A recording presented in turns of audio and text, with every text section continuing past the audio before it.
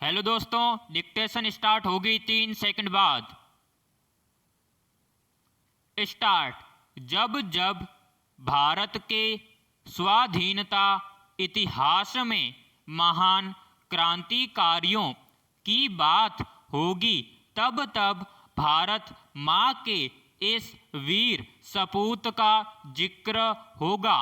राम प्रसाद बिस्मिल एक महान क्रांतिकारी ही नहीं, बल्कि उच्च कोटि के कवि, शायर, अनुवादक, बहुभाषाविद व साहित्यकार भी थे।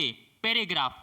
इन्होंने अपनी बहादुरी और सूझबूझ से अंग्रेजी हुकूमत की नींद उड़ा दी और भारत की आज़ादी के लिए मात्र 30 साल की उम्र में अपने प्राणों की आहुति दे दी। बिस्मिल उपनाम के अतिरिक्त वे राम और अज्ञात के नाम से भी लेख व कविताएं लिखते थे। उनकी प्रसिद्ध रचना सरफरोशी की तमन्ना गाते हुए न जाने कितने क्रांतिकारी देश की आज़ादी के लिए फांसी के तख्ते पर झूल गए।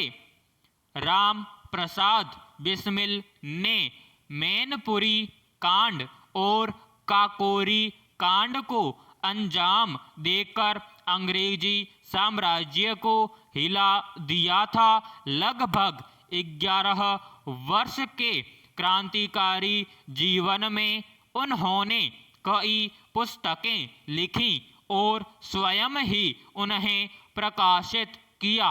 उनके जीवन काल में प्रकाशित हुई लगभग सभी पुस्तकों को ब्रिटिश सरकार ने जब्त कर लिया था। पैराग्राफ।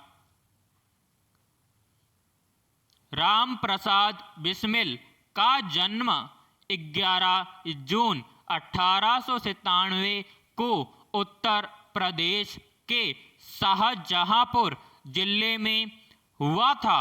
उनके पिता का नाम मुरलीधर और माता का नाम मूलमती था।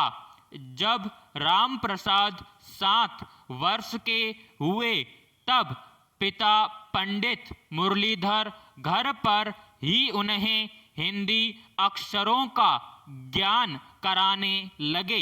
उस समय उर्दू का भी बोलबाला था, इसलिए हिंदी शिक्षा के साथ साथ बालक को उर्दू पढ़ने के लिए एक मौलवी साहब के पास भेजा जाता था।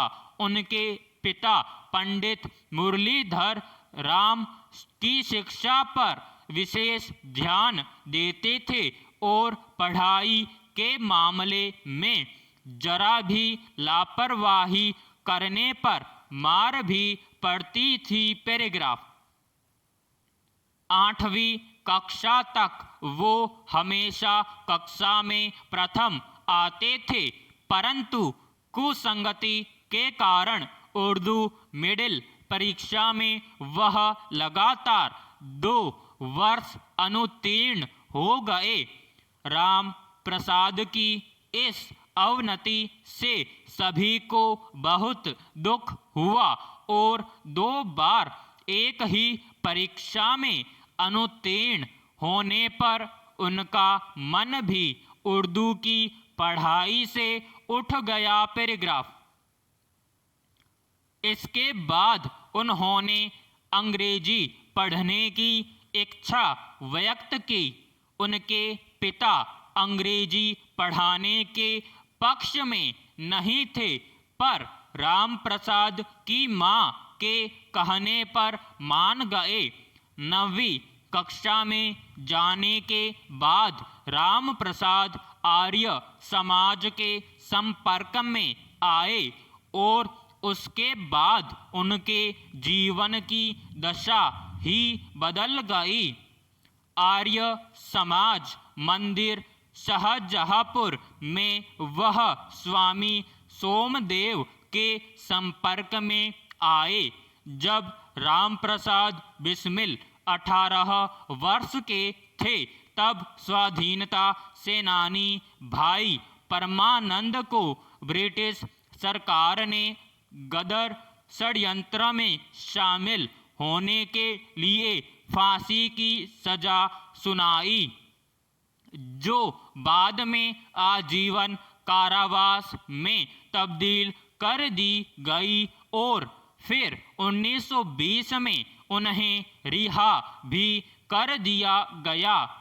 यह खबर पढ़कर राम प्रसाद बहुत विचलित हुए और मेरा जन्म शीर्षक से एक कविता लिखी और उसे स्वामी सोमदेव को दिखाया। इस कविता में देश को अंग्रेजी हुकूमत से मुक्ति दिलाने की प्रतिबद्धता दिखाई दी। विराम समाप्त।